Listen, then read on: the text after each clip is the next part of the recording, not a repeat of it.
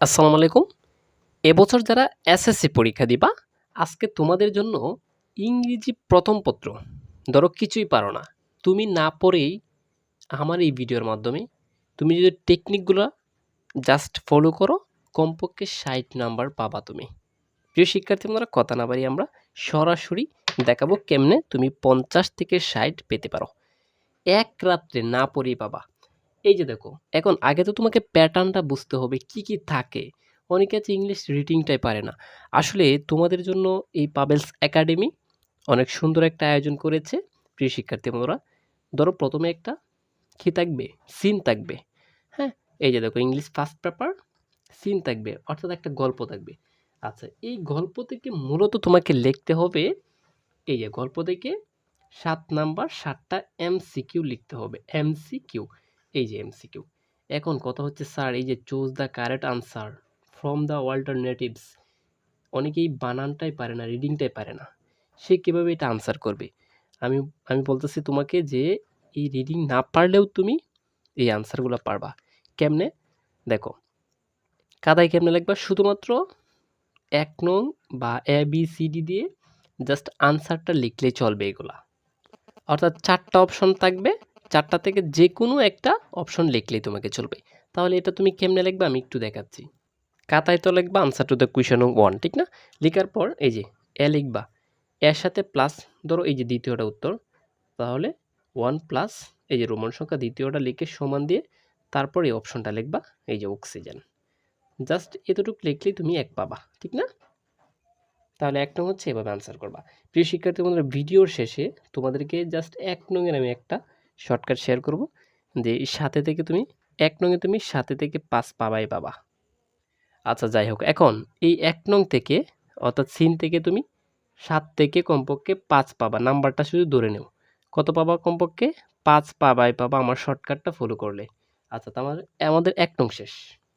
তাহলে ২ নং এ কি থাকবে? ২ নং এ হচ্ছে ইংলিশে কিছু প্রশ্ন থাকবে এই সিন থেকে। এই প্রশ্নগুলো তোমাকে লিখতে হবে। আচ্ছা, এই যে ৫ টা প্রশ্ন থাকে প্রতিটাতে ২ নাম্বার। আমি বলি, অনেক শিক্ষার্থী আছে এই প্রশ্নগুলো আনসার করেই না। কারণ কি জানো? তারা কোনো কিছু বুঝেই না কিভাবে আনসার করবে। এই ১০ নাম্বার এখান থেকে। ১০ এ থেকে তুমি কমপক্ষে ৮ পাবা। এবং গণিতের মতো আমি তোমাকে যে টেকনিকটা দিব, এই টেকনিকে ১০ এ থেকে কমপক্ষে ৮ পাবাই পাবা। ১০০%। তোমার কোনো কিছু শিখতে হবে না। উচ্চারণ পারো না, বানান পারো না, কিছুই প্রবলেম নেই। তার মানে এটা থেকে তুমি ধরে রাখো ৮ পাবা, ৮। ঠিক আছে? আচ্ছা। এখন ৩ নং। ৩ নং কি আরেকটা সিন থাকবে। অর্থাৎ আরেকটা গল্প থাকবে। হ্যাঁ, পাশাপাশি বলে রেখে যারা আমাদের পেইড কোর্সে আসছো তোমাদেরকে মাত্র আমি কয়েকটা গল্প দিব। মানে ৩ টা গল্প দিব। ৩ টা গল্প থেকে ফাইনাল পরীক্ষায় যেকোনো একটা গল্প আসবে। আচ্ছা, এখন কথা হচ্ছে স্যার, এই ৩ নং সিন থেকে কি থাকবে? ৩ নং সিন থেকে শূন্যস্থান থাকবে। দেখো শূন্যস্থানগুলো। এই যে শূন্যস্থানগুলো, ঠিক আছে? ৫ টা শূন্যস্থান থাকবে। গল্প থেকে দেখে, দেখে জাস্ট লিখবা। এটাও আমি তোমাকে মনে রাখো যে এটাতে তুমি ২ ধরে নাও, ২ পাবা ৫ থেকে, ঠিক আছে? আচ্ছা, এগুলো শুধু কি করবা? আনসারটা লিখলেই চলবে। আচ্ছা, তারপর দেখো আবারও আরেকটা সিন থাকবে। তার মানে দেখো, সিন হচ্ছে, সিন মানে আনসিন আরকি এটা। প্রায় ৩ টা আনসিন থাকে। এই সিন থেকে দেখো ৪ নং আর হচ্ছে ৫ নং আনসার করতে হবে। অর্থাৎ এই যে এই টেবল আর হচ্ছে সামারি। এই যে দেখো, এটা তো কত নাম্বার? ১৫ নাম্বার এই সিন থেকে। চিন্তা করো, এই বক্সটা লিখবা জাস্ট কত নাম্বার? ৫ নাম্বার। এখান থেকে তুমি কমপক্ষে ৩ ধরে রাখো। কত? ৩ ধরে রাখো, ৩। এই যে বক্স কিছুই লিখতে হবে না, জাস্ট উত্তরটা লিখবা। কেমনে লিখবা এটা বুঝাবো আমি। আচ্ছা, তারপর ৫ নং দেখো। এই যে ৫ নং একটা সামারি, এই সামারিতে ১০ মনে রাখো যে এই ১০ এ থেকে তুমি ৮ পাবা। আমি একটা নিয়ম দিব সামারির, এই নিয়মটা জাস্ট লিখে আসবা। সরাসরি যে কোনো গল্প আসুক লিখতে পারবা। ঠিক আছে? আচ্ছা, তারপর আবার ৬ নং। ৬ নং এ ম্যাচিং, এটা বেশি একটা কমন পড়ে না। তবে এটারও আমি একটা টিপস দিব। এটাতে মনে রাখো যে ২ পাবা তুমি। ঠিক আছে? এখন আমরা ৭ নং এ চলে যাব। ৭ নং এ হচ্ছে রিয়ারেন্স, ঠিক না? না, রিয়ারেন্স না। এটাকে বলা হয় কি জানো? এলোমেলো কিছু একটা গল্প থাকবে, সাজিয়ে লিখবা। প্রিয় শিক্ষার্থী বন্ধুরা, এই ৭ নং এ ৮ নাম্বার। ৮ থেকে তুমি মনে করো যে ৭ পাবা। ঠিক আছে? এই রিয়ারেন্স অনেকেই অনেক কিছু পড়ে পারে না। কিন্তু আমি একটা ট্রিক্স দিব, এখান থেকে বানিয়ে, বানিয়ে ওইটাও লিখতে পারবা। এখন অনেকে ভাবে স্যার যে শুধু বানিয়ে, বানিয়ে লেখার টেকনিকই বোঝাচ্ছে। হ্যাঁ, পরবর্তীতে তোমাদেরকে জানাবো আমি কেমনে লিখতে হয়। ঠিক আছে? আচ্ছা, তার মানে এটা থেকে ৭ পাবা তুমি, সমস্যা নেই। এরপরে হচ্ছে ৫০, এটা হচ্ছে জাস্ট মুখস্থ। মনে রাখবা, কেউ যদি পাস করতে চাও বা এ প্লাস পেতে চাও, এই মুখস্থ পড়াটাই জোর দিতে হবে।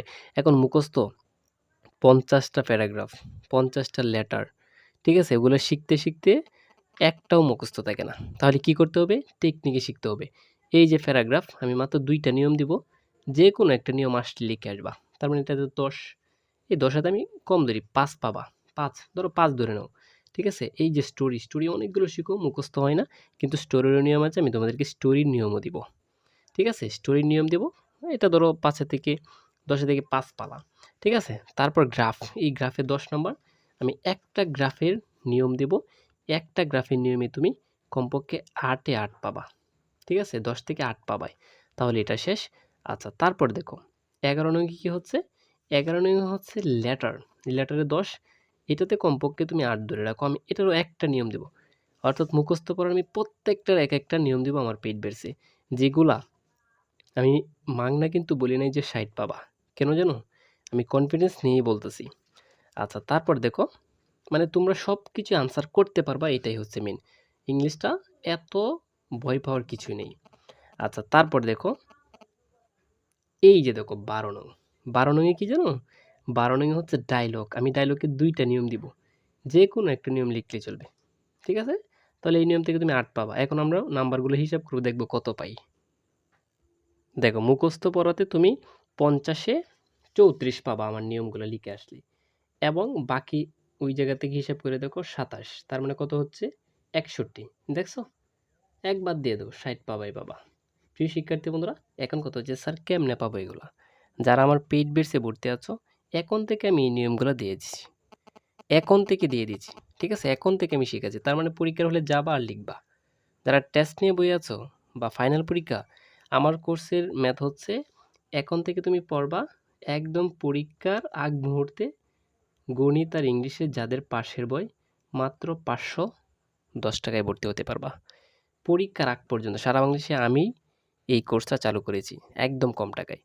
ঠিক আছে? যারা মূলত যারা পাস করতে চাও, তারা ওখানে যোগাযোগ করতে পারো।